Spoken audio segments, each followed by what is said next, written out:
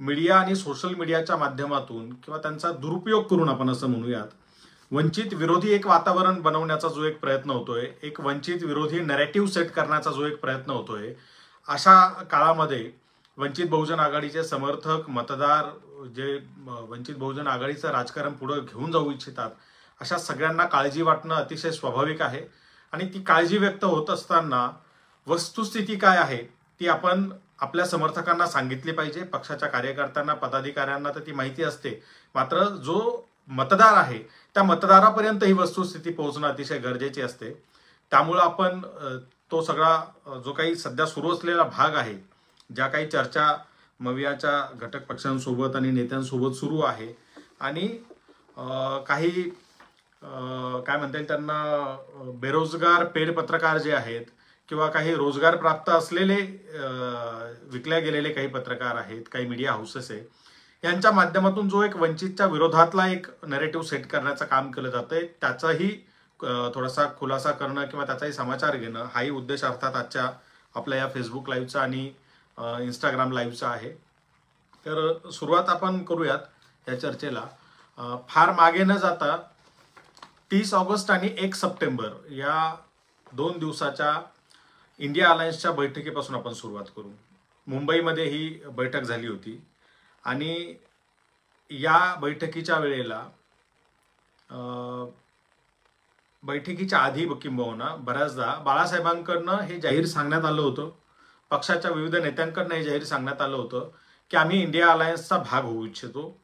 भारतीय जनता पक्षाला जर हरवायचं असेल तर सर्वांनी एकत्र आलं पाहिजे आणि एकत्र येऊन लढणं आवश्यक आहे। त्यासाठी आपण सगळेजण एकत्र येऊ आणि वंचित बहुजन आघाडीची मवियाचा किंवा इंडिया अलायन्सचा घटक पक्ष होण्याची तयारी आहे, इच्छा आहे, हे आपण सांगत होतो।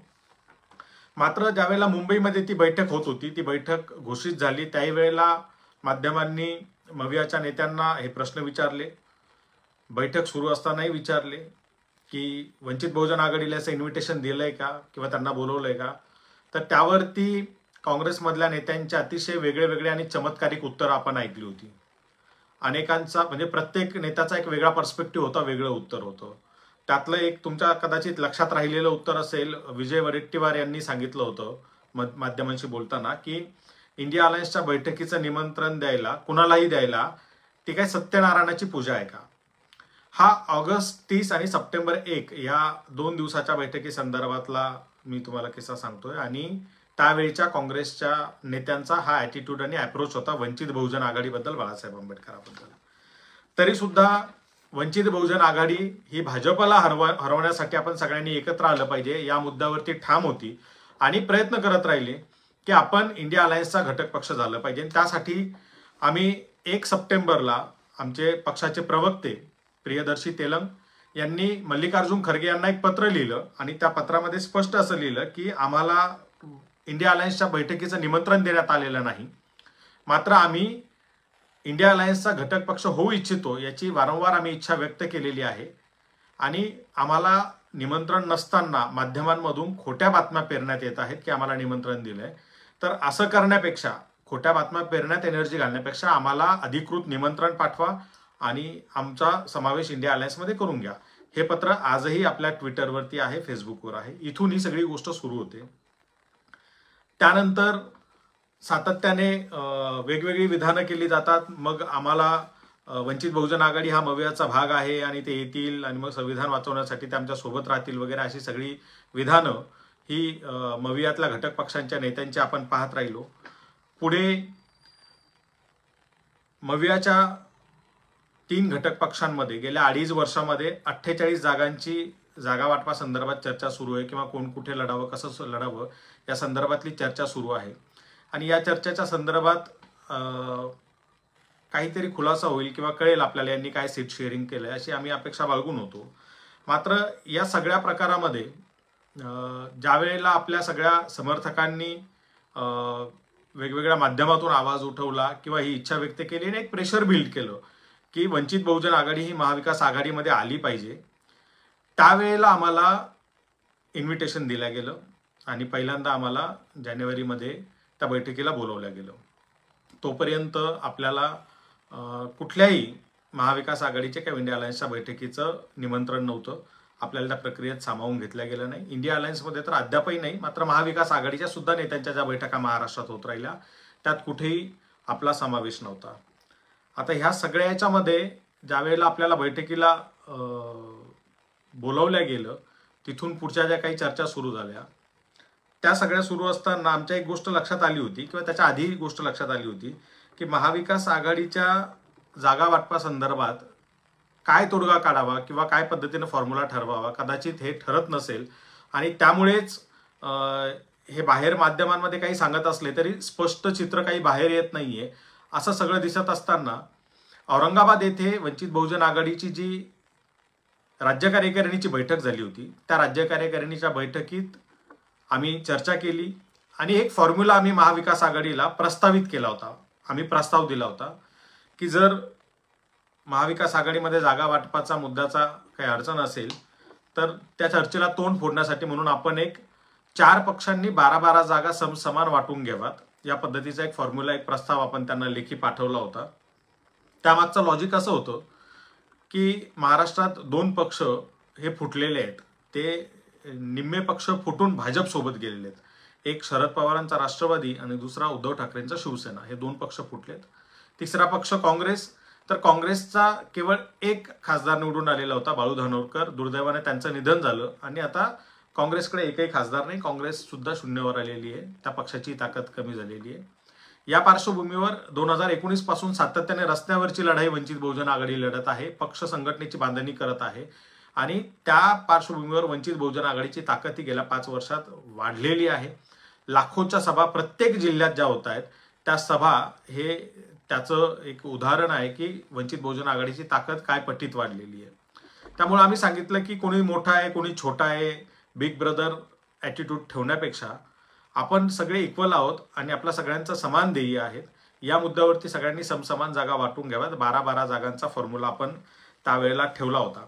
त्याच्यावरही काही फार प्रतिक्रिया त्यांच्याकडनं आली नाही किंवा त्याची फार दखल घेतली गेली नाही. मात्र ज्या वेळेला वंचित बहुजन आघाडीच्या समर्थकांनी, मतदारांनी, महाराष्ट्रातल्या सुजाण मतदारांनी, मी असं म्हणेल की समाज माध्यमाच्या प्लॅटफॉर्मवरती जो एक प्रेशर बिल्ड केला आणि महाविकास आघाडीमध्ये वंचित बहुजन असणं आवश्यक आहे हा आवाज उठवला, त्यावेळेला कुठे जाऊन महाविकास आघाडीच्या नेत्यांनी वंचित बहुजन आघाडीला सामावून घेण्यासाठी म्हणून किंवा बैठकांमध्ये म्हणून येण्यासाठी निमंत्रण दिलं, बैठकीचं निमंत्रण दिलं. तोपर्यंतही आमचा काही इन्क्युबेशन झालेलं नाही. या सगळ्याच्यामध्ये त्या बैठकीला आम्ही 3 प्रतिनिधींचं एक प्रतिनिधी मंडळ पाठवलं. माझे सहकारी आणि पक्षाचे व्हाईस प्रेसिडेंट, उपाध्यक्ष धैर्यवर्धन पुंडकर हे त्या मीटिंगला गेले होते. त्या मीटिंगमध्ये काय झालं नेमकं, ज्या पहिल्या मीटिंगला वंचित बहुजन आघाडीच्या प्रतिनिधींना बोलवण्यात आलं, तोपर्यंत फक्त हवेत बाण सुरू होते, माध्यमांमधून फक्त सांगणं सुरू होतं की नाही ते आमच्या सोबतच येतील, ते आमचा भागच आहे, असंच आहे तसंच आहे. त्यांच्या बैठका चालल्या होत्या, मात्र त्या बैठकांमध्ये वंचित बहुजन आघाडीचा कुणीही नव्हतं आणि आम्हाला कुठलं निमंत्रणही दिलं जात नव्हतं. त्या सगळ्या प्रेशरच्या नंतर यांनी एका बैठकीला आपल्याला बोलवलं. वंचित बहुजन आघाडीचे प्रदेश उपाध्यक्ष धैर्यवर्धन पुंडकर यांच्या नेतृत्वात एक टीम आपली तिथे गेली आणि त्या बैठकीमध्ये वंचित बहुजन आघाडीचे उपाध्यक्ष डॉक्टर धैर्यवर्धन पुंडकर यांना 1.5 तास बैठकीतून बाहेर बसवण्यात आलं की तुम्ही बाहेर थांबा, आम्ही तुम्हाला बोलवतो नंतर, असं म्हणून 1.5 तास ते वाट पाहत बाहेर बसले आणि शेवटी ही अशा पद्धतीची अपमानजनक वागणूक सहन न झाल्याने ते बैठकीच्या त्या मजल्यावरून खाली उतरले. त्यांनी माध्यमांना बाईट दिला आणि ते निघून आले. कारण जर आम्हाला बैठकीला बोलवलं जाते, चर्चा सुरू होते आणि त्यानंतर सांगितलं जातं की तुम्ही बाहेर बसा, आम्ही नंतर बोलवतो, आणि इतर लोकांच्या सगळ्या चर्चा, बैठका वगैरे त्या कंटिन्यू केल्या जातात, 1.5 तासापेक्षा जास्त अवधी होतो, अशा वेळेला तिथे बसून राहणं हे डॉक्टर धैर्यवर्धन पुंडकर यांना योग्य वाटलं नाही. हा अपमान योग्य नाही आहे आणि ते बाहेर निघून आले. त्यांनी त्यांचा निषेध व्यक्त केला आणि त्या बैठकीच्या तिथून ते आले. हे सगळं घडलेलं असताना, पक्षाचा पदाधिकाऱ्यांचा असा अपमान झालेला असतानाही दुसऱ्या बैठकीला स्वतः बाळासाहेब आंबेडकर आणि प्रदेश अध्यक्ष रेखाताई ठाकूर हे डॉक्टर धैर्यवर्धन पुंडकर यांच्यासह त्या बैठकीला गेले जेव्हा दुसऱ्या बैठकीचं निमंत्रण आलं, पुन्हा त्या दुसऱ्या बैठकीला हा अपमान पचवून बाळासाहेब त्या ठिकाणी त्या बैठकीत गेले होते. त्या बैठकीच्या आता बातम्या जर तुम्ही काढून बघितल्या, मागच्याच महिन्याची गोष्ट ना, तुम्ही जाऊन जर का बघितलं युट्यूबला तुम्हाला मिळेल. त्या बैठकीमध्ये पक्षाचे प्रमुख म्हणून उद्धव ठाकरे होते का? किंवा त्या बैठकीमध्ये पक्षाचे अध्यक्ष म्हणून शरद पवार होते का? तर नव्हते. त्या दोघांच्याही पक्षांचे राज्याचे प्रतिनिधी होते. त्यांचे इतर पदाधिकारी हे त्या बैठकीत सहभागी झालेले होते. आणि असं असतानाही कुठलाही इगो आड न येऊ देता आमचे राष्ट्रीय अध्यक्ष बाळासाहेब आंबेडकर हे त्या बैठकीत सहभागी झाले. त्या बैठकीत सहभागी होऊन त्यांनी चर्चा केली. सगळ्यात महत्त्वाचा मुद्दा त्यांनी त्या ठिकाणी हा मांडला की तुमच्या 3 पक्षांमध्ये जे काही ठरलंय ते काय ठरलंय, तुम्ही कशा पद्धतीने जागा वाटप आतापर्यंत केलंय, किती केलंय, तर ते आमच्यासोबत शेअर करा. आम्हाला सांगा काय नेमकं चाललंय, काय तुम्ही कशा पद्धतीने जागा वाटप करून घेताय. आणि जागा वाटप करताना जर कुठे काही कॉन्फ्लिक्ट होत असेल, एका जागेवर 2 किंवा 3 पक्ष जर का दावा करत असतील, तर ते कॉन्फ्लिक्ट सॉल्व्ह करण्याची काय पद्धत तुम्ही अवलंबलेली आहे. आता उद्धव ठाकरे महाराष्ट्रात आहेत, राष्ट्रवादीचे नेते शरद पवार महाराष्ट्रात आहेत. या दोन्ही पक्षांच्या संदर्भातली कुठलीही गोष्ट असेल तर ती हायर ऑथॉरिटी म्हणून उद्धव ठाकरे आणि शरद पवार यांच्यापर्यंत जाऊन ती सॉल्व्ह होऊ शकते. म्हणजे ती महाराष्ट्रातच सॉल्व्ह होऊ शकते. मुद्दा काँग्रेसचा होता की जर काँग्रेसच्या सोबत काही जागा वाटपाच्या संदर्भात कॉन्फ्लिक्ट निर्माण होत असेल तर ते तुम्ही कसं आणि कुठे सॉल्व्ह करणार आहात. आणि तुमची जी काही आतापर्यंतची यादी आहे किंवा जे काही तुमचं ठरलंय ते आमच्यासोबत शेअर करा. त्या दिवशी बाळासाहेबांनी त्या बैठकात हे सांगितलेलं असताना आमच्यासोबत ते काही शेअर केलं गेलं नाही. त्याच्यानंतर कुठल्या बैठकीच्या याच्यामध्ये आम्हाला किंवा दरम्यानच्या काळात कुठलं कम्युनिकेशन केलं गेलं नाही. ह्या सगळ्या पार्श्वभूमीवर बाळासाहेब आंबेडकरांनी एक महत्त्वाचा मुद्दा मांडला होता जो या सगळ्या महाविकास आघाडीच्या चर्चांमधून गायब होता की तुम्ही 3 पक्ष 4 पक्ष आपण सगळे एकत्र येतोय, निवडणुका लढण्यासाठी येतोय, निवडणुका जिंकणं हा आपला उद्देश आहे, भाजपला हरवणं हा उद्देश आहे, मोदीला सत्तेतून खाली खेचणं हा उद्देश आहे. मात्र कुठल्याही अलायन्सचा एक कॉमन मिनिमम प्रोग्राम असतो जो जनतेसमोर अजेंडा आपल्याला मांडायचा असतो की आम्ही हे मुद्दे जे आहेत हा आमचा कॉमन मिनिमम अजेंडा आहे आणि या सगळ्या कॉमन मिनिमम प्रोग्रामवरती आम्ही 4 पक्ष एकत्र येतोय आणि उद्या निवडणुका जिंकल्यावरती आम्ही या सगळ्या मुद्द्यांवरती एकत्रित काम करणार आहोत. त्यावरती कुठलीही चर्चा तोपर्यंत महाविकास आघाडीमध्ये नव्हती. बाळासाहेब आंबेडकरांनी हा मुद्दा मांडल्यानंतर तिथे या चर्चेला सुरुवात झाली. केवळ चर्चेला सुरुवात झाली असं नाही तर वंचित बहुजन आघाडीच्या वतीने आधी 25 मुद्द्यांचा एक कॉमन मिनिमम प्रोग्रामसाठीचा अजेंडा आमच्या वतीने प्रस्तावित करण्यात आला. त्याच्यानंतर पुढे आम्ही 39 मुद्द्यांचा एक फायनल अजेंडा सुद्धा त्यांना पाठवला की हा कॉमन मिनिमम प्रोग्रामचा आमच्या वतीने अजेंडा आहे. प्रत्येक पक्षातले 2-2 प्रतिनिधी घेऊन एक समिती गठीत करा आणि त्या समितीला या महाविकास आघाडीचा कॉमन मिनिमम प्रोग्राम काय असेल ते ठरवण्याचे अधिकार आपण देऊयात. त्यातून पुढे चर्चा जाईल. अद्याप या क्षणापर्यंत केवळ त्या समितीचे अध्यक्ष पृथ्वीराज चव्हाण असतील असं जाहीर केल्याच्या पलीकडं कुठलीही चर्चा, कुठलाही संवाद, कुठलीही प्रक्रिया या विषयावर घडलेली नाहीये. कुठलाही कॉमन मिनिमम प्रोग्रामच्या संदर्भातला इतर पक्षाचा अजेंडा आमच्याकडे शेअर करण्यात आला नाही किंवा आमच्या अजेंड्यावरती फक्त ऍक्सेप्ट आहे, तुमचं मान्य आहे सगळं असं सांगण्यापलीकडे कुठलीच गोष्ट झालेली नाहीये. आता त्या सगळ्या याच्यामध्ये जो 39 मुद्द्यांचा आपण अजेंडा त्यांना दिला त्याच्यामध्ये महाराष्ट्रात सध्या सुरू असलेलं ओबीसी आणि मराठा रिझर्वेशन या मुद्द्याच्या अनुषंगाने आणि शेतीच्या संदर्भातले प्रश्न असतील, शिक्षण असेल, बेरोजगारी असेल किंवा आरक्षणाचे विविध मुद्दे असतील, या सगळ्या मुद्द्यांवरती आपण ते महत्त्वाचे जे मुद्दे आहेत त्यावरती तो अजेंडा आपण त्यांना दिलेला होता आणि त्यावरती आपण त्यांची प्रतिक्रिया मागितली होती. तुमच्या पक्षाच्या वतीने तुमचा अजेंडा द्या, 2-2 लोकांची कमिटी करू आणि पुढे चर्चा करू असं ठरवलं होतं. अद्याप त्यावरती काही झालेलं नाहीये. साधारण 2 फेब्रुवारीपासून 27 फेब्रुवारीपासून वंचित बहुजन आघाडीला त्या सगळ्या चर्चांमधून बाहेर ठेवण्यात आलं. कुठल्याही अंतर्गत बैठका, चर्चा, मीटिंग, संवाद याच्यामध्ये वंचित बहुजन आघाडी नव्हती.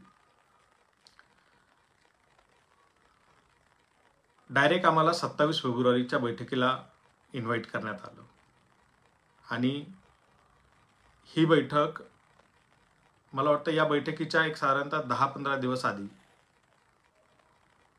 बाळासाहेब आंबेडकरांनी पक्षाच्या पेजवर पुण्यातल्या सभेचं ठिकाण आणि वेळ आम्ही जाहीर केलेली होती. पुण्यामध्ये सभा होते हे एक 10-15 दिवस आधी तरी समाज माध्यमांमधून फिरत होतं, माध्यमांमध्ये होतं. असं असतानाही 27ला ती मीटिंग बोलवण्यात आलेली होती. आधी बाळासाहेबांनी सांगितलं की आमच्या सभेच्यामुळे आमची सर्व राज्य कार्यकारिणी त्या ठिकाणी असेल तर आम्हाला त्या बैठकीला सहभागी होता यायचं नाही. जयंत पाटलांना सांगितलं तुम्ही तारीख बदलली किंवा एखाद दिवस पुढे केला तर आमचे प्रतिनिधी येतील.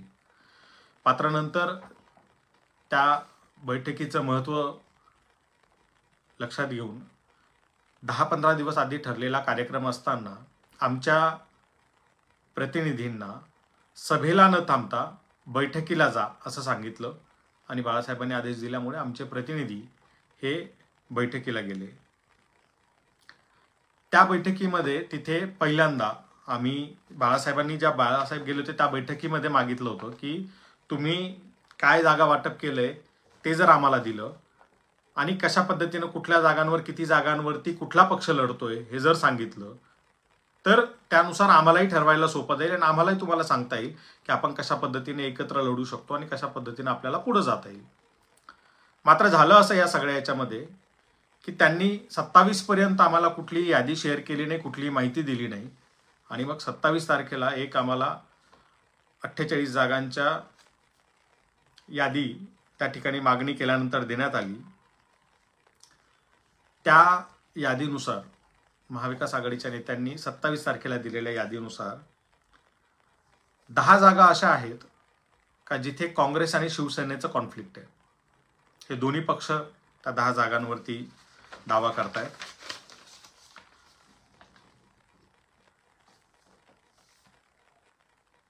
तीन जागा अशा आहेत की जिथे काँग्रेस आणि राष्ट्रवादी यांचं कॉन्फ्लिक्ट होत आहे आणि 2 जागा अशा आहेत की जिथे शिवसेना आणि एनसीपी यांचं कॉन्फ्लिक्ट होत आहे. त्याच्या दुसऱ्या दिवशी पुन्हा मीटिंग होती. आमचं प्रतिनिधी मंडळ पुन्हा त्या दुसऱ्या दिवशीच्या मीटिंगला गेलं आणि त्या मीटिंगमध्ये गेल्यावरती आम्ही एक 27 जागांची ज्या ठिकाणी वंचित बहुजन आघाडी जर कुठल्याही पक्षासोबत गेली नाही तर ताकदीने जिथे लढणार होती, जिथे ज्या जागांवरती फोकस करणार होती असं ठरलेलं होतं. जर आपण इंडिपेंडेंटली जाण्याची वेळ आली तर अशा 27 जागांची यादी आपण त्या बैठकीमध्ये शेअर केली, त्यांना दिली आणि त्या यादीनुसार की तुम्ही आम्हाला सांगा मग आपण या 27 जागा आमच्या स्ट्रॉंग होल्ड असलेल्या आहे, आपण कसं या सगळ्या याच्यावरती एकत्र जाऊ शकतो, कशा पद्धतीनं आपण पुढची रणनीती ठरवू शकतो हे त्यांना विचारण्यात आलं. त्यासोबत 4 मुद्द्यांचा एक अजेंडा त्यांना देण्यात आला. तो अजेंडा माध्यमांमधून बऱ्यापैकी चर्चेला गेला. त्यातला पहिला त्या अजेंड्यातला मुद्दा होता की जालन्यातून जरांगे पाटील आणि पुण्यातून डॉक्टर अभिजित वैद्य यांना उमेदवारी कॉमन कॅन्डिडेट म्हणून देण्यात यावी. किमान 48 पैकी 15 उमेदवार हे ओबीसी असावेत. किमान 3 उमेदवार हे रिलिजियस मायनॉरिटीचे असावेत आणि सर्व पक्षांनी एक पत्र साईन करून द्यावं की प्री पोल किंवा पोस्ट पोल आम्ही कोणीही भाजप सोबत जाणार नाही, भाजप सोबत युती करणार नाही. या पद्धतीचं एक हमीपत्र पक्षाच्या वतीने आपण देण्यात यावं. मात्र असं कुठलंही पत्र साईन करायला नकार देण्यात आला. जरांगे पाटलांच्या आणि अभिजित वैद्यांच्या उमेदवारी बाबतीत माध्यमांमधूनही बरीच चर्चा झाली, त्याविषयी मी बोलत नाही. मात्र एक गरीब मराठ्यांचं नेतृत्व पुढे यावं ही एक प्रामाणिक भूमिका वंचित बहुजन आघाडीची त्या संदर्भात होती. दुसरे 2 जे अजेंडे होते ते अतिशय महत्त्वाचे आहेत. 15 ओबीसी उमेदवार हे 48 पैकी असावेत, हा अतिशय महत्त्वाचा मुद्दा आहे. कारण आज जे ओबीसी बांधवांचं सामाजिक आणि राजकीय जागृतीकरण झालेलं आहे, याला जर का झोपू द्यायचं नसेल परत आणि त्यांना पुन्हा एकदा प्रवाहात आणायचं असेल आणि त्यांना योग्य प्रवाहात ठेवायचं असेल, तर ओबीसींचे प्रतिनिधी हे महाविकास आघाडीच्या माध्यमातून सभागृहात जाणं हे अतिशय गरजेचं आहे, महत्त्वाचं आहे. यासाठी दुसरं की रिलिजियस मायनॉरिटी म्हणून महाराष्ट्रातून रिलिजियस मायनॉरिटीमधले खासदार गेले अनेक पंचवार्षिक आपण जर बघितल्या तर निवडून जात नव्हते, गेले नाही. गेल्या वेळचा औरंगाबादच्या खासदारचा वंचित बहुजन आघाडीने जो निवडून आणला त्याचा जर एक अपवाद सोडला तर रिलिजियस मायनॉरिटीमधून खासदार आपल्याला महाराष्ट्रातून निवडून जाताना दिसत नाही. त्यामुळे ती एक महत्त्वाची मागणी आम्ही त्या ठिकाणी ठेवली होती. या सगळ्या ह्याच्यात कुठेही चुकीचा अजेंडा ठेवला, चुकीची काहीतरी गोष्ट आम्ही पुढे केली आहे असं कुठेही दिसत नाही. वंचित बहुजन आघाडी ज्या अजेंड्याला घेऊन काम करते, ज्यांच्यासाठी काम करते, ते ट्रान्सपरंटली आम्ही काम करतोय आणि तेच मुद्दे घेऊन आम्ही महाविकास आघाडीच्या बैठकांमध्ये बोलतोय, महाविकास आघाडीच्या नेत्यांसोबत बोलतोय. या सगळ्या पार्श्वभूमीवर जे आपण बघितलं असेल मीडिया, सोशल मीडिया, ह्या सगळ्या याच्यातून जे चाललं की वंचित बहुजन आघाडीचे प्रतिनिधी हे जागा सांगत नाहीत, किती पाहिजेत, कुठल्या पाहिजेत, हा एक प्रामुख्याने आरोप केला गेला.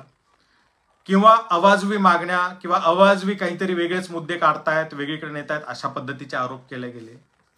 मी सुरुवातीपासून आतापर्यंत जे सांगितलं त्याच्यातला जर घटनाक्रम तुम्ही बघितला तर याच्यात कुठेही वंचित बहुजन आघाडीने कुठलीही मागणी केलेली नाही. अवाजवी खूप लांब राहिली, अवाजवी चुकीची खूप लांबचा मुद्दा राहिला, मागणी केलेली नाहीये. आजपर्यंत वंचित बहुजन आघाडी महाविकास आघाडीला काहीतरी प्रस्तावित करत आलेली आहे की हा आमचा प्रस्ताव आहे, याच्यावर आपण चर्चा करू आणि मग आपण निर्णय घेऊ. त्यामुळे कुठल्याही पक्षाने दुसऱ्या पक्षाला प्रस्ताव देणं म्हणजे अगदी डिमांड करणं किंवा नियम, अटी, शर्थी अशा पद्धतीचं जे काही चित्र माध्यमांमधून रंगवलं गेलं तर ते तसं नाहीये.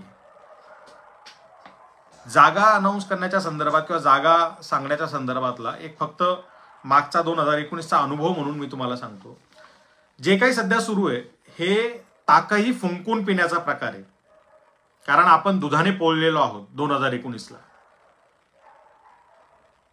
2019चा जर तुम्हाला आठवत असेल, काँग्रेसचे नेते बाळासाहेबांकडे आले आणि बाळासाहेबांना त्यांनी विचारलं की आपण एकत्र आलं पाहिजे आणि तुम्ही सांगा काय तुमचा प्रस्ताव आहे, कशा काय करता येईल वगैरे. बाळासाहेबांनी एक साधं सांगितलं होतं की 3 ते 5 वेळा काँग्रेस ज्या जागा हरली, सलग 3 निवडणुका ते 5 निवडणुका ज्या जागा काँग्रेस हरली आहे आणि याही वेळेला त्या जागा जिंकण्याची कुठलीही शक्यता नाहीये, अशा तुम्ही हरलेल्या जागा आणि आताही हरणार आहात अशा जागा आमच्या सोबत शेअर करा. त्या जागांवरती आमचे उमेदवार उभा राहतील. ते निवडून येतील न येतील हा भाग नंतरचा, पण त्या ठिकाणी आम्ही लढलो, त्याचं मतदान आम्हाला मिळालं, ते एक रिकग्नाइज पक्ष म्हणून आम्हाला उभा राहायला त्यातून मदत होईल. आमचं वंचित बहुजनांचं राजकारण उभा करण्यासाठी आमचा पक्ष उभा करणं, मजबूत करणं हा एक त्यामागचा आमचा धोरणाचा भाग होता. जे सतत 3 ते 5 वेळा हरले आणि याही वेळेला हरण्याची शक्यता आहे, जिंकण्याचे कुठलेच आसार नाही, अशा जागा मागितलेल्या असताना त्या जागांवरती दुसऱ्या दिवशी काँग्रेसनं उमेदवार जाहीर करून टाकले. जागा सांगितल्या दुसऱ्या दिवशी काँग्रेसकडनं त्यावर उमेदवार जाहीर करण्यात आले आणि मीडियामधून पुन्हा एकदा प्रोपोगंडा चालवून पक्षाला आणि बाळासाहेबांच्या धोरणाला बदनाम करण्यात आलं. हे आपण दुधाने पोळलेली माणसं आहोत, हा अनुभव आपल्या पाठीशी आहे, गाठीशी आहे. त्यामुळे आपण आता ताकही फुंकून पितोय. जे काही सध्या सुरू आहे की महाविकास आघाडीमध्ये वंचित बहुजन आघाडीचा समावेश झालाय, ते वंचित बहुजन आघाडी महाविकास आघाडीचाच भाग आहे वगैरे, हे जे सकाळ संध्याकाळ नेते सांगत असतात त्यांना साधे 2-3 प्रश्न आहेत माझे. जर वंचित बहुजन आघाडी महाविकास आघाडीचा भाग झाला असं तुमचं म्हणणं आहे, तर आतापर्यंत आम्हाला इतकं सांगावं का लागलं, इतकं बोलावं का लागलं, महाराष्ट्रातल्या सुजाण जनतेला सोशल मीडियातून इतकं प्रेशर क्रिएट का करावं लागलं आम्हाला बैठकांमध्ये बोलवण्यासाठी? तुमच्या ज्या आधीच्या सीट शेअरिंगच्या चर्चा झाल्या त्याच्यामध्ये वंचित बहुजन आघाडीला का बोलवलं गेलं नाही? तुम्ही 3 पक्षांनी काय जागा वाटप केलंय, काय ठरवलंय, या चर्चेत वंचित बहुजन आघाडी का नव्हती? आणि सगळ्यात महत्वाचं, जर तुम्हाला आठवत असेल मित्र, शिरूरमध्ये राष्ट्रवादी काँग्रेसच्या एक कार्यक्रम झाला, सभा झाली शरद पवारांची. त्या सभेमध्ये जर मागचं बॅनर पोस्टर बघितलं किंवा त्याचा प्रचार साहित्य जर बघितलं, त्या सभेचं उद्धव ठाकरेंचा फोटो आहे, राहुल गांधींचा, सोनिया गांधींचा फोटो आहे, शरद पवारांचा फोटो आहे, खरगेंचा फोटो आहे. म्हणजे काँग्रेस, शिवसेना आणि राष्ट्रवादी काँग्रेस या तिन्ही पक्षांच्या नेत्यांचे फोटो आहेत, पक्षाचे लोगो आहेत. त्यात कुठे बाळासाहेबांचा फोटो दिसला का तुम्हाला? वंचित बहुजन आघाडीचा लोगो दिसला का तुम्हाला कुठे? जर महाविकास आघाडीच्या नेत्यांचं असं म्हणणं आहे की वंचित बहुजन आघाडी हा महाविकास आघाडीचा भाग झालाय, तर मग तुमच्या कार्यक्रमांमध्ये, तुमच्या सभांमध्ये, तुमच्या पोस्टरवर, तुमच्या बॅनरवर महाविकास आघाडी म्हणून वंचित बहुजन आघाडीच्या नेत्यांचा फोटो किंवा नाव का नसतं? त्यानंतर पुण्यामध्ये एक कार्यकर्त्यांचा मोठा मेळावा झाला, महाविकास आघाडीच्या कार्यकर्त्यांचा मेळावा. तुम्ही जर पुण्यात राहणारे असाल किंवा पुण्यात त्या दरम्यान गेले असाल तर बघितलं असेल, अख्ख्या पुणे शहरामध्ये ठिकठिकाणी छोटे छोटे मोठे असे बॅनर लावलेले होते. सोशल मीडियावरचं त्यांचा कॅम्पेन बघा. त्या बॅनरवरती महाराष्ट्रात ज्याची नगण्य ताकद आहे अशा आम आदमी पार्टीचा सुद्धा लोगो होता. मात्र त्यात कुठे तुम्हाला वंचित बहुजन आघाडीचा लोगो दिसतोय का? बाळासाहेबांचा फोटो दिसतोय का? वंचित बहुजन आघाडीचं नाव दिसतंय का? कुठेच नाही. ते जाऊ द्या. आता मला वाटतं 6 तारखेला यशवंतराव चव्हाण सेंटर मंत्रालयाजवळचं, त्या ठिकाणी महाविकास आघाडीतील घटक पक्षांच्या युवा आघाडीच्या अध्यक्षांचं एक संमेलन किंवा एक कार्यकर्ता संमेलन अशा पद्धतीचं युवा संवाद मेळावा वगैरे होतोय. त्याची सोशल मीडियावर आता सध्या जाहिरातबाजी सुरू आहे. त्याचे सगळे ग्राफिक्स वगैरे येत आहेत. काँग्रेसच्या युवक अध्यक्षाचा फोटो आहे, राष्ट्रवादीच्या युवक अध्यक्षाचा फोटो आहे, युवा सेनेच्या अध्यक्षाचा फोटो आहे, वंचित बहुजन आघाडीच्या युवक अध्यक्ष निलेश विश्वकर्मा यांचा कुठे फोटो दिसतोय का त्याच्यात? वंचित बहुजन आघाडीचं नाव दिसतंय का कुठे त्याच्यात? कार्यक्रम तर फार आधी ठरला असेल ना, चर्चा करून. त्याची ग्राफिक्स डिझाईन काय करायचं, कसं करायचं फार आधी ठरलेलं असेल ना या सगळ्या चर्चेमध्ये. मग जर महाविकास आघाडीचे नेते म्हणतायत की वंचित बहुजन आघाडी हा महाविकास आघाडीचा भाग आहे, तर तुमच्याच कार्यक्रमांमध्ये तो का दिसत नाही? तुमच्याच बॅनरवर, पोस्टरवरती, तुमच्या सगळ्या या कार्यक्रम पत्रिकांमध्ये ते रिफ्लेक्ट का होत नाही? आता काही जण म्हणतील की कालच बाळासाहेबांनी सांगितलं कार्यकर्त्यांना की आपण अद्याप महाविकास आघाडीचा भाग नाही, त्यामुळे बैठकांना जाऊ नका. पण ते कधी सांगितलंय? काल सांगितलंय 3 तारखेला. त्याच्या आधी पुण्याचा कार्यक्रम झालाय, त्याच्याही आधी शिरूरचा कार्यक्रम झालाय आणि 6 तारखेचा याचं पोस्टरही त्याच्या आधीच आलंय. म्हणजे बाळासाहेबांनी हे कार्यकर्त्यांना सूचना देण्याच्या फार आधीपासून वंचित बहुजन आघाडीला वगळून महाविकास आघाडीचे कार्यक्रम होत आहेत. महाविकास आघाडीने केलेला वंचित बहुजन आघाडीचा अपमान नाही? हे पक्षाला बहिष्कृत ठेवणं, बाहेर ठेवणं, एक्सक्लूड करणं नाही? यावर कोण बोलणार? कुठलेच पत्रकार याच्यावर बोलताना दिसत नाहीये. कुठल्या चॅनलवर याच्यावर चर्चासत्र होताना दिसत नाहीये.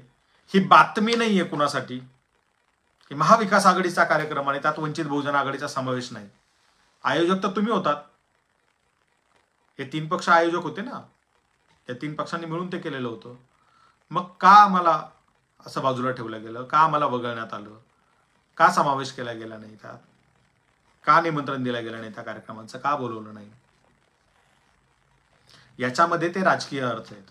खरं राजकारण जे आहे ना तर ते यात आहे. आमची भोळी बाबडी जनता आहे, खूप लवकर भावनिक होऊन जाते. फुले शाहू आंबेडकरांचं नाव घेतलं, कुणी जय भीमचा नारा दिला की भावनिक होऊन जाते आणि आपण त्यांच्या मागे जायला लागतो. पण आपण थोडंसं तपासलं पाहिजे की या लोकांचे हेतू काय आहेत, हे खरंच प्रामाणिकपणे करतायत का? अनेक अपमान पचवून पक्ष आणि बाळासाहेब दोघंही आपल्या भूमिकेपासून मागे हलले नाही की आम्हाला वंचित बहुजन आघाडीला, महाविकास आघाडीचा आणि इंडिया अलायन्सचा भाग व्हायचंय. मोदीला हरवण्यासाठी, भाजपला सत्तेतून खाली खेचण्यासाठी आपण सगळ्यांनी एकत्र लढलं पाहिजे. ही भूमिका आम्ही सोडली नाही, या क्षणापर्यंत सोडलेली नाही.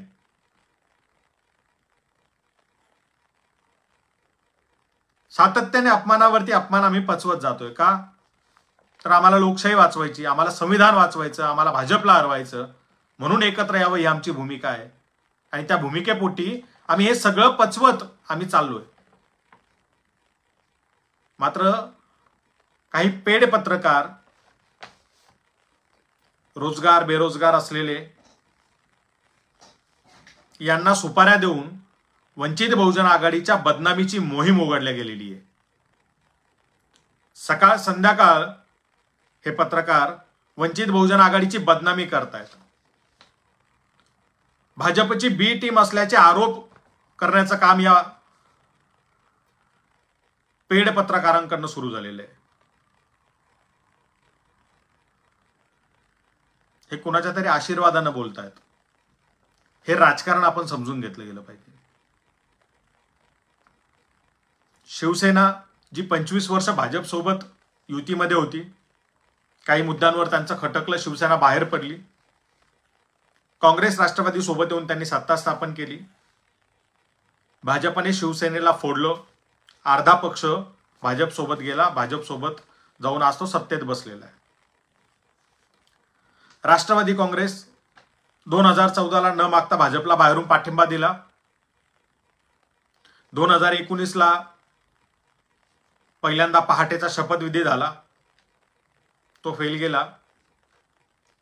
त्यानंतर अजित पवार पक्षातला खूप मोठा भाग घेऊन, अर्धा नाही अर्ध्यापेक्षा जास्त पक्ष घेऊन भाजप सोबत गेलेत, सत्तेत बसलेत.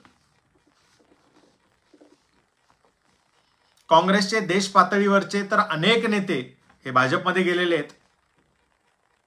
महाराष्ट्रातही माजी मुख्यमंत्री अशोक चव्हाण आत्ता गेलेत, जे मावियाच्या या सगळ्या बैठकांमध्ये बसून चर्चा करत होते. ते सगळे स्ट्रॅटेजी घेऊन आता भाजपमध्ये गेलेत. या 3 पक्षातून इतक्या मोठ्या प्रमाणामध्ये लोक भाजपमध्ये गेली आहेत आणि काही अजून जाण्याच्या मार्गावर आहेत. हे भाजपची बी टीम नाहीत. मात्र जी वंचित बहुजन आघाडी रस्त्यावर उतरून प्रामाणिकपणे RSS आणि बीजेपीच्या विरोधात लढते, दंड थोपटून मैदानात उभी राहते, पोट तिडकीने ती लढाई लढत आहे, कुठले रिसोर्सेस हाताशी नसताना. बाबासाहेबांपासूनचा, महात्मा फुल्यांपासूनचा आमचा वारसा आहे, जो या ब्राह्मण्यवादी व्यवस्थेविरोधात लढण्याचा, तो वारसा आम्ही जपतोय प्राणपणाने. आणि हे पेड पत्रकार आम्हाला बी टीम म्हणणार. मग वंचित बहुजन आघाडीने ज्या वेळेला सांगितलं की 4ही पक्षाने स्वाक्षरी करूयात ना की निवडणुकीच्या आधी किंवा निवडणुकीच्या नंतर कुणीही भाजप सोबत जाणार नाही, ना पक्ष जाईल ना नेता जाईल, हे लिहून द्यायला काय प्रॉब्लेम आहे? नाही म्हणतात. छाती ठोकपणे आम्ही लिहून देऊ शकतो, कारण आम्हाला माहिती आहे काही जरी झालं तरी आम्ही भाजप सोबत जाणार नाही. आमचा पक्ष हा विचारांशी प्रामाणिक राहून ती लढाई लढत राहील. मात्र बदनामी कोणाची केली जाते? वंचित बहुजन आघाडीची. मतदारांना अस्वस्थ केला जातंय. कोणीतरी युट्यूबवर पोल टाकतोय, मग त्याच्यावर व्हिडिओ करतात.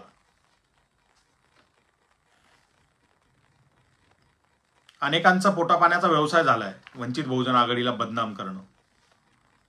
मात्र खरं काय, वास्तव काय, वस्तुस्थिती काय ही मतदारांना सांगितली पाहिजे. म्हणून आज मी हे अगदी हातात कागद घेऊन या सिक्वेन्सनं काय काय घडलं ते सांगण्यासाठी या ठिकाणी आलेलो आहे. काय पद्धतीचं राजकारण खेळलं जाते, कशा पद्धतीने दबावाचं राजकारण खेळलं जाते, बदनामीचं राजकारण खेळलं जाते, हे मतदारांना कळालं पाहिजे. यासाठी आज हे लाईव्ह मी करतोय. या सगळ्या बदनामीच्या मोहिमा चालू असताना अगदी पहिल्या बैठकीला जाऊन सहभागी व्हायच्या 4 दिवस आधीच बदनामीची मोहीम सुरू करण्यात आली. वेगवेगळ्या चॅनलवर जाऊन बोंबा ठोकत होता एक जण. तेव्हापासून तो सुरू झालेला आहे. तरी सुद्धा आम्ही बैठकांना गेलो. त्याला कोण रसद पुरवतं हे माहीत असतानाही आम्ही बैठकांना गेलो, अजूनही जातोय आणि प्रामाणिकपणे हे सगळं जुळून यावं, एकत्र यावं हा प्रयत्न करतोय. कारण आम्हाला खऱ्या अर्थानं लोकशाही वाचवायची, आम्हाला हे संविधान टिकवायचंय. आमचं असं नाहीये की काही झालं तर आम्ही इकडनं तिकडे उडी मारू, पक्ष बदलू, स्वतःवरच्या कारवाया टाळण्यासाठी कुठल्याही पक्षात जाऊ. हे आमचं धोरण नाहीये. आम्हाला खऱ्या अर्थानं इथल्या शोषित वंचितांच्या प्रश्नांची चाड आहे. म्हणून आम्हाला हे वंचितांचं जे काही राजकारण आहे ते टिकवायचं आहे. ही लोकशाही टिकवायची आहे. पण काय आहे ना, या सगळ्या याच्यामध्ये या सगळ्या पक्षांना एक बळीचा बकरा हवाय, एक माथा हवाय ज्याच्या माथ्यावरती खापर फोडता येईल. आणि त्यांना असं वाटतंय की तो माथा वंचित बहुजन आघाडीचा असावा. पण आम्ही ते होऊ देणार नाही. तुमच्या 3 पक्षामध्ये जर काही पटत नसेल, तुमच्या 3 पक्षाचं काही ठरत नसेल, किंवा तुमच्या 3 पक्षाच्या नेत्यांच्या मनामध्ये काही वेगळ्या जर का भूमिका असतील, तर त्या तुम्ही तुमच्या क्रेडिबिलिटीवर, तुमच्या जबाबदारीवर त्या घ्या. त्याचं कुठलंही खापर आमच्या माथ्यावर फोडायचं नाही आणि तसं त्यांना फोडता येणार नाही याची काळजी घेऊन आम्ही राजकारण करत आहोत. जसं मी तुम्हाला सांगितलं की जागा सांगा, जागा सांगा. पहिला मुद्दा आमचा आहे की जिथं कॉन्फ्लिक्ट आहे त्या जागांचा प्रश्न कुठं सुटणार आहे, कसा सुटणार आहे, हा अतिशय वाजवी प्रश्न बाळासाहेबांनी विचारला. त्याचं का उत्तर दिला जात नाही अद्याप. जर एक जागा आहे आणि त्या जागेवर राष्ट्रवादी काँग्रेसचा क्लेम आहे, शिवसेनेचाही क्लेम आहे, ते 2 पक्ष एकत्र बसतील, कदाचित महाराष्ट्रात त्यांचा प्रश्न सुटेल. पण ज्या जागेवर काँग्रेसचा क्लेम आहे तिथेच राष्ट्रवादीचाही आहे आणि शिवसेनेचाही, त्या जागेचं काय. मग आम्ही विचारतोय की जर असं कॉन्फ्लिक्ट आलं तर त्या जागेचा प्रश्न कुठे सुटेल आणि कसा सुटेल ते आम्हाला सांगा. यात गैर काय, वावगं काय. कारण तो प्रश्न जर इथे सुटणार नसेल आणि वेळेत सुटणार नसेल तर आम्ही आमच्या जागा सांगायच्या आणि तुम्ही उमेदवार उभा करायचे, जो मागचा आमचा अनुभव आहे. ऍटलिस्ट मेकॅनिझम काय ते तर सांगा, कसा तो प्रश्न सुटणार, ते कॉन्फ्लिक्ट कसं सुटणार आहे. जर ते दिल्लीत सुटणार असेल तर आपण दिल्लीत बसून बोलू. दिल्लीतले नेते जर का ते सोडवणार असतील काँग्रेसचे तर त्यांच्याशी बसून बोलू आणि ते सोडवू ना. 27 जागांचा आम्ही जो महाविकास आघाडीवर विश्वास ठेवून प्रस्ताव दिला, ही यादी आहे आमची 27ची. इथे आमचा स्ट्रॉंग होल्ड आहे. या जागांवरती आम्ही ताकदीने आमची निवडणूक लढणार आहोत. तर इथे आपण कसं भाजपच्या विरोधात 4 पक्ष एकत्र येऊन लढू शकतो त्यावर चर्चा करूयात, बोलूयात आणि ते ठरवूयात. पण कॉन्फ्लिक्ट कसं सुटणार जागांचं ते सांगा, हे विचारण्यात गैर काय.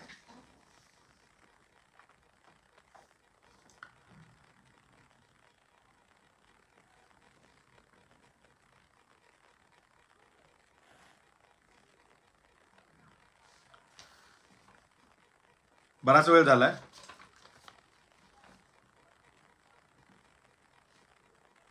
या सगळ्या याच्यातून मला महाराष्ट्रातल्या मतदारांना, वंचित बहुजन आघाडीच्या समर्थकांना एकच गोष्ट सांगायची आहे की जे दिसत असतं आणि जे दाखवलं जात असतं टीव्ही चॅनल्सच्या माध्यमातून, पेड पत्रकारांकडनं, ते फार वेगळं असतं आणि वास्तव हे फार वेगळं असतं.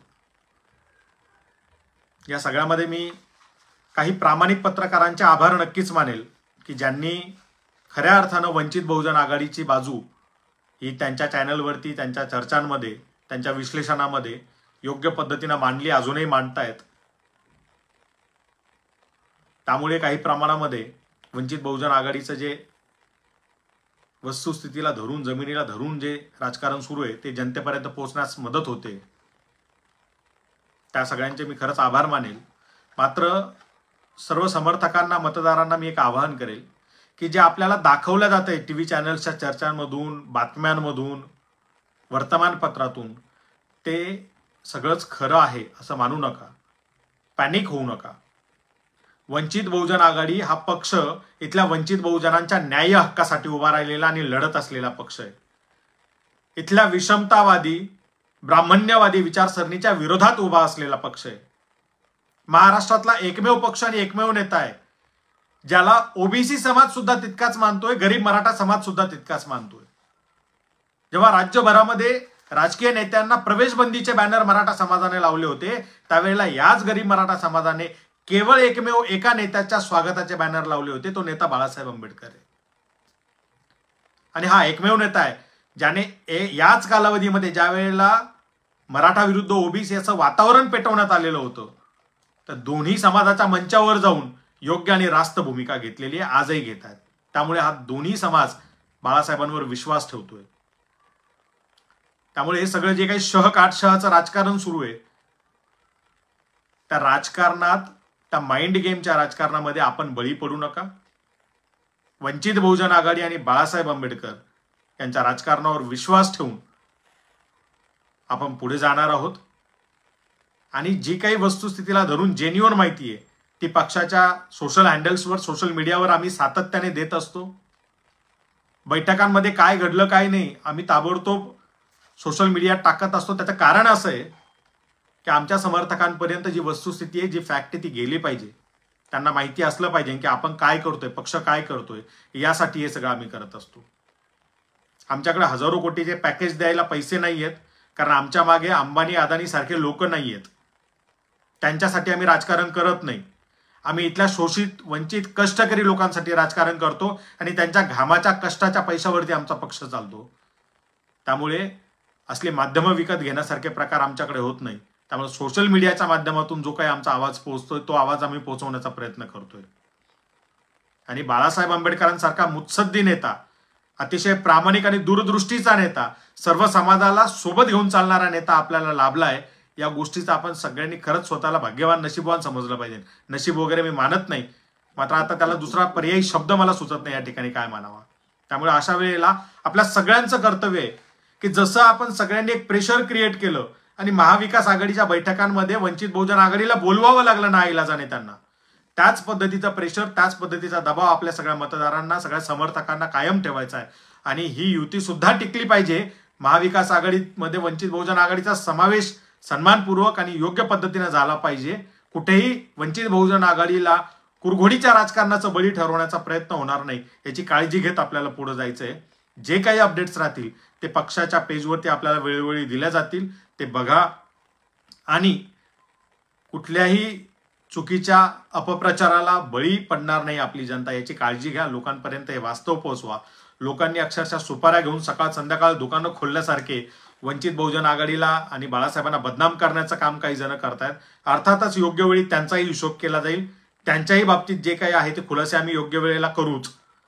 प्रत्येकाची वेळ येत असते. त्यांना सगळ्यांना वाटत असेल ते जे काही करतायत ते अगदी बिनबोबाट चालू आहे, त्यांच्याकडे कुणाचं लक्ष नाही ते काय करतायत ते. मात्र ते सगळे काय करतात त्यावरही आपलं लक्ष आहे.